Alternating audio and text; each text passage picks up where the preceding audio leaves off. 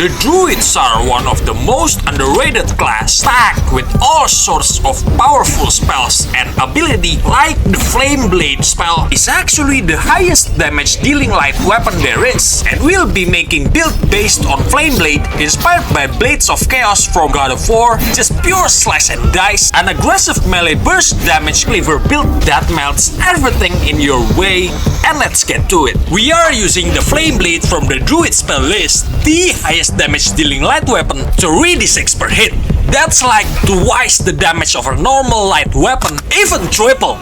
Moreover, if we take the Spore Druid subclass, Symbiotic Entity grants us 1d6 damage per hit, even bigger PP damage. And to cover up its temporary HP, we multiclass this to Barbarian to get Rage for physical damage resistance, and Symbiotic Entity lasts way longer. This gives us a big relief because this is a frontliner build. It means you'll get bruises on your face once or twice per round. This build also came up again from one of my commoners giving me a challenge to make some sort of Barbarian Cleaver inspired by Kratos and Blades of Chaos from God of War game, and voila! That just sparked another build. But wait, there's more. We can take 3 levels in Thief-Rogue for additional bonus action, makes this build relentless. Slicing and dicing just keeps getting better and better, and those 1d6s from Symbiotic Entity, now it's 4d6 every turn. Rogues and Barbarian are already known as one of the best multiclasses for damage. With advantage from Reckless Attack, we can trigger Sneak Attack every round for 2d6 at this level. Even better, we can crit fish the build if we stack some crit fishing item. And on crit, that is another 2d6 on top. So hypothetically, we cast Flame Blade, we get on Rage, and start slicing and dicing. Round 2 gets even better. 4 attacks with the additional bonus action from Thief-Rogue. There's nothing more satisfying than making a burst damage Barbarian build. Now let's give it away. We got the Flame Blade, Symbiotic Entity to stack even more damage, Barbarian Rage for physical damage resistance, and Thief-Rogue, 4 slices and dices every round, fast, aggressive, and it just keeps the damage coming. Let's unleash the beast and get to the nitty-gritty. 5 levels of Barbarian for extra attack, fast movement to get closer to enemies, you get more HP if you start your level as a Barbarian, Reckless Attack for advantage roll, Rage for physical damage resistance, 3 times per long rest. You can take Berserker Barbarian.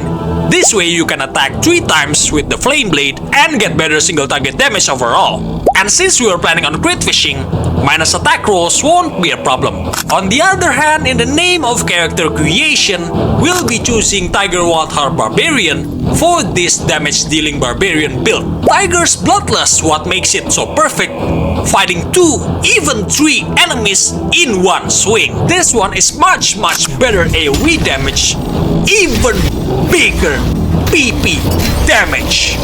On top of that, Tiger's Bloodlust also inflicts bleeding, enemy taking damage on their turn unless they are undead or construct. That's how Berserker Barbarian gets the upper hand in my opinion.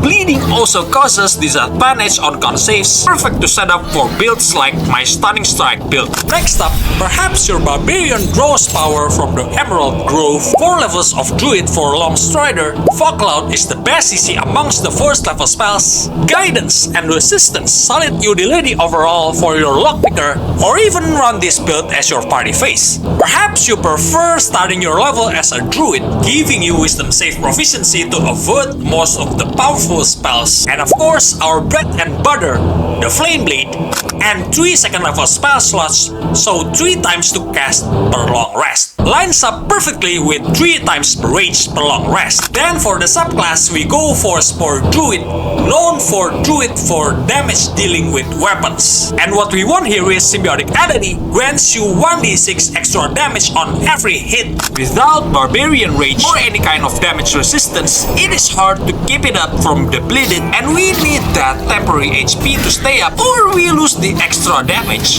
Just a quick tip, get it on only before a specific fights, only if you are up for a bigger combat like bosses or mini bosses. Hill of Spores is just bad like 50-50% chance to hit, so I try to save it for my real opportunity attacks. Now it hit twice since we will be dual wielding. Over time, your Barbarian getting more cunning, relentless, and more brutal in every fight. We take 3 levels in Rogue. We can trigger sneak attack every round with advantage from reckless attack for 2d6 at this level. On critical hit, now it's 4d6 more damage every single turn. And don't forget to check the boxes to set it only on critical hits for better damage output unless that is your last attack in your turn. And of course, everyone's favorite rogue subclass, the T for additional bonus action. 4 attacks, just what makes it so relentless. Rogues also gets expertise, great for lockpicking even as your party phase. Personally, a frontliner party phase is my go-to in case a dialogue goes wrong or you are ready to throw hands right after. And with guidance and resistance from druid cantrips, you will never fail a check ever again. Or maybe you prefer starting your level as a rogue from Act 1, you get more skill proficiencies, and dex save proficiency combined with danger sense from Barbarian. Fireball feels like a heat from a candle. Then you can finish your Barbarian levels after. Early on, dual wielding light weapons plus sneak attack is already strong for clearing the goblin camp. Hit Barbarian 5 for extra attack, and back to Rogue to get Thief and additional bonus action. Or you can respect. Later in Act 3, start Druid first to get Wisdom save proficiency. Deadly spellcasters will be the majority of our enemies. Nevertheless, whether Barbarian, Rogue, or Druid you're starting lower level with, we need to max Wisdom up for better attack wall with Flame Blade, max Dex for initiative and attacking with your offhand weapon if they're Dex-based weapons. Of course, Con for survivability, and Charisma for charisma saves and dialogue checks if this build is your TAF. For the feats, Savage Attacker definitely the best feat for melee damage dealing builds, Alert for better initiative, or you can just simply max out your Wisdom for better attack rolls. For items, Barbarian doesn't need much, but I do recommend Gloves of the Balanced Hands from Act 2 is significant for this build to cover up 2 weapon fighting style. Now your offhand gets better damage with these gloves. Other than that, you can stack damage as many as you can. Caustic Band and Callous Glow Ring can activate with Flame Blade. Stacking more armor class is actually discourage the AI to target you to keep you maintaining Symbiotic Entity on. Well, this kinda drift off from the purpose of being a barbarian, but anyway, speaking of armor class, Luminous Armor, in case yours is free, will be a strong pair with Callous Glow Ring to debuff enemies, adding minus attack rolls whenever they hit you or your party, perfect if you wanna save up your Symbiotic Entity way longer. Stacking some crit fishing items definitely a viable option with reckless attack, with a total -4, so you only need to roll 16 to crit, not to mention if our sneak attack crit, and those 4d6 from Symbiotic Entity, 4d6 plus 8d6, that is madness. For the race, you've seen it from the start of the video, Mephistopheles Tiefling is the most suitable for this build. At level 5, you get a free Flame Blade, perfect for this build since you're limited to cast 3 Flame Blades per long rest. I gotta say, this build is really resource dependent. Rage and Flame Blade has limited cast per long rest, and this build really wants it active to stay online. You can fight without it, but maybe in a smaller fights. What also limited is our temporary HP from Symbiotic Entity. You are in the front, definitely getting hit most of the time.